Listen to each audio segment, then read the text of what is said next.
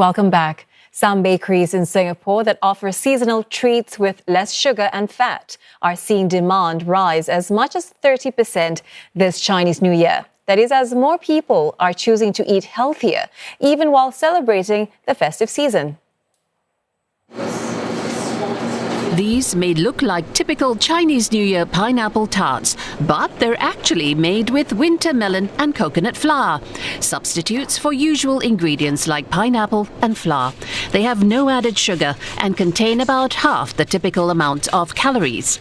Barbecue pork slices are also made differently here, coated with monk fruit sweetener instead of sugar. They have 95% less carbohydrates. For mainstream consumers, the main gripe is that it tastes very less sweet. Yeah, so for people who have been avoiding sugar, they will find it just right. The thing about it is like if you eat less sugar, gradually your taste buds will change. But if you have a normal taste bud, you would think that it is perhaps not sweet enough for you. While these snacks are mostly catered towards customers with conditions like diabetes or those watching their diet, this bakery says it now wants to break into the mainstream market. I think for mainstream consumers, a lot of education is still needed to, make them realize that, you should be eating a bit healthier, rather than, indulging in high-fat, high-sugar products. Since the shop began selling Chinese New Year specials 6 years ago, it has been steadily increasing production by up to 30% each year. One challenge is the production costs of these healthy bakes, which can be 10 times more than regular products. But Ms. Yang says she strives to keep the prices at an acceptable level, around 10% higher than normal bakes. Another bakery that also specializes in healthier cookies and cakes finds that it no longer has to convince people to try healthier alternatives. The pandemic has also sparked a change, with more people now invested in living healthier lifestyles. In recent years, post-pandemic, 1 in 5 customers do not have special dietary needs, but simply want to eat healthier. Customers are becoming more knowledgeable. We no longer have to tell them this is vegan and we are baking it without eggs and dairy. They will no longer question us why you do that. In the past, I have a lot of questions like this. Beyond offering Chinese New Year treats, the bakery also makes limited edition bakes during other occasions like Mid-Autumn Festival and Christmas, which it hopes will continue to attract more customers. Ever wondered just how many calories are hidden in Chinese New Year snacks? Eating 1 or 2 may not tip the weighing scale much, but consuming many over the holiday period can really stack up. A dietitian breaks down the calories that lurk behind some of Singaporeans' favorite festive goodies. Now we start with a traditional staple for many, barbecued pork slices or bakwa. They are high in fat and sugar, and eating just 1 slice could set you back around 230 calories. To get rid of that, you would need to jog for 35 minutes. Another festive favorite, pineapple tarts. 1 tart holds 82 calories, the equivalent of 8 minutes of jumping jacks. Now, if you're craving something sweet, a coconut milk cookie or kueh bangkit may have fewer calories than other snacks. But if you reach for 4 cookies, you'll be racking up 91 calories, and that means climbing the stairs for 15 minutes to burn them off. Another favorite, a slice of layered cake or kueh lapis contains 147 calories. That's equivalent to about 30 minutes of cycling. Next, eating 6 dried shrimp rolls gives you 138 calories, and skipping for 18 minutes to get rid of that. Lastly, 3 egg flour rolls, also called love letters, with at least 56 calories, will need a 20-minute walk to burn off. But this doesn't mean you should avoid festive snacks altogether. One dietitian stresses balance, and this includes staying physically active and having proper meals instead of replacing them with snacks. Portion your snacks into a small plates. So eating straight so the one common thing for us to snack during the CNY is we used to eat straight from the box or jar. Actually, this makes us less conscious about how much we are consuming. And joining me to dish out some advice on how we can balance our festive feasting with healthier habits is Dr. Kalpana Bhaskaran, President of the Singapore Nutrition and Dietetics Association. She's also head of the Glycemic Index Research at Temasek Polytechnic. Dr. Kalpana, thank you so much for joining us tonight. We just saw the calorie counts there of some of the most popular and delicious snacks. Have you noticed people making the effort to choose healthier options, or are they just partaking in the festive binging? It's actually a bit of both. I see more and more people now indulging in festive treats like pineapple tarts, bakwa and love letters, but it's actually hard to resist because some of them are very nostalgic and they're tied to celebration, family gatherings, and maybe the pineapple tart is made by their favorite aunt. They would like to go for it. But more and more, I also see a noticeable shift towards healthier options these recent years. Healthier, and they also look for sustainable options. And they're also choosing baked or fried snacks. And especially the younger generation, I see them going for reduced sugar versions.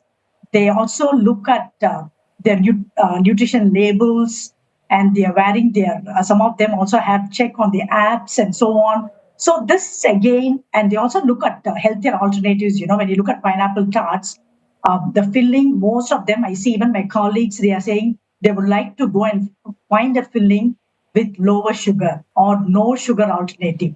So this is what I'm seeing. But at the same time, I feel one of the things they should bear in mind is striking a balance, enjoying the festive season, at the same time, avoid the festive binging. That's great advice, Dr. Kalpana. But as you said, it's really hard to resist. And some may argue that, it's a once in a year celebration. And often when we reach out for those snacks, we tell ourselves, okay, 1 or 2 tarts, maybe 3 may not seem like much, but help us put it into perspective. How much do they add up to over time? Okay, maybe I'll give an example. You are like, I think you showed just before, one pineapple tart is 82. Maybe let's round up to some of the slightly bigger ones can give about 100 calories.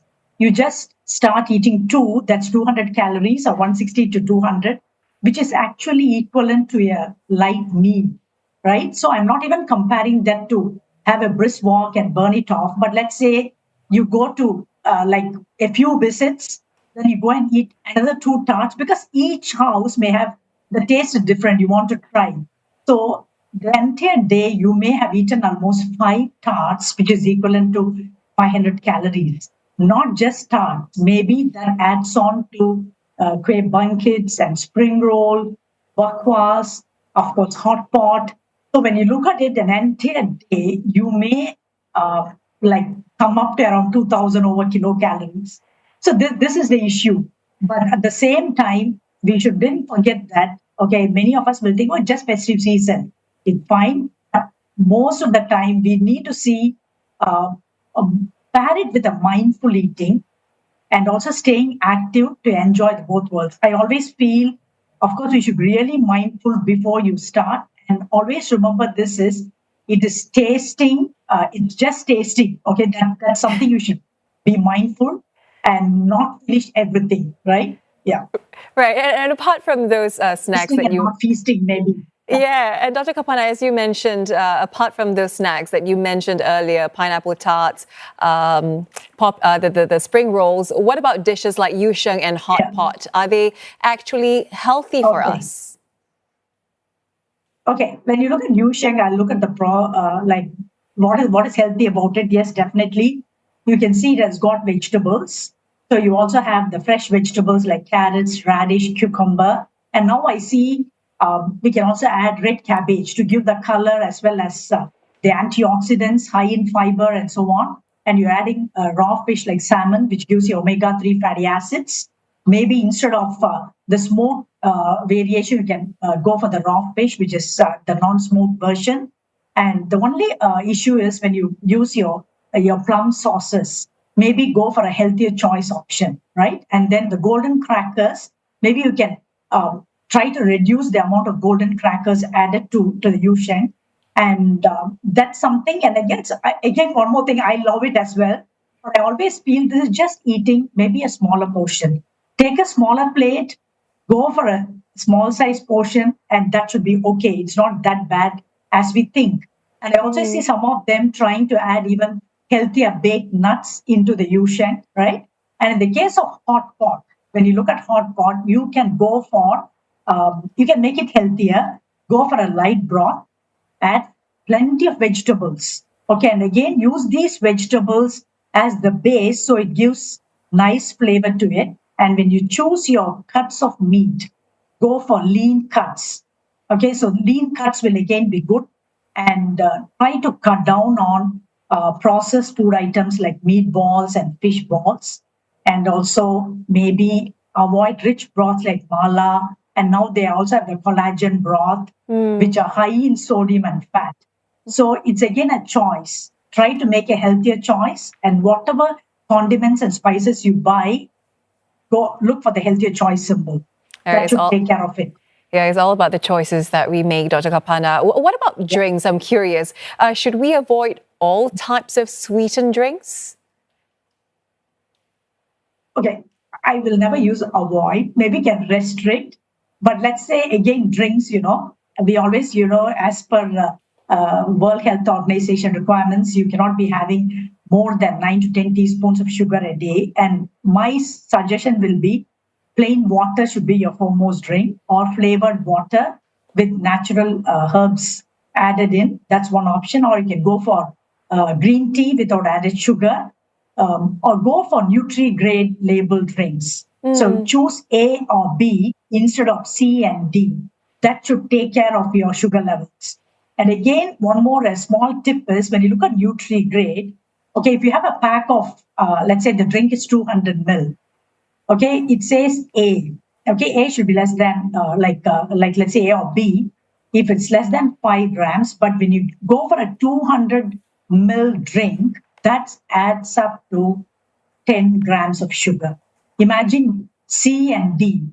If you go for a D type of drink, it adds up to 200 ml drink might go up to 24 to 25 grams of sugar. So this should be something you should read the labels and choose the right one. All right, some great tips there on staying healthy this festive season. Dr. Kalpana, thank you so much. It's all about striking the right balance and moderation. Dr. Kalpana Bhaskaran, President of the Singapore Nutrition and Dietetics Association and Head of the Glycemic Index Research at Temasek Polytechnic.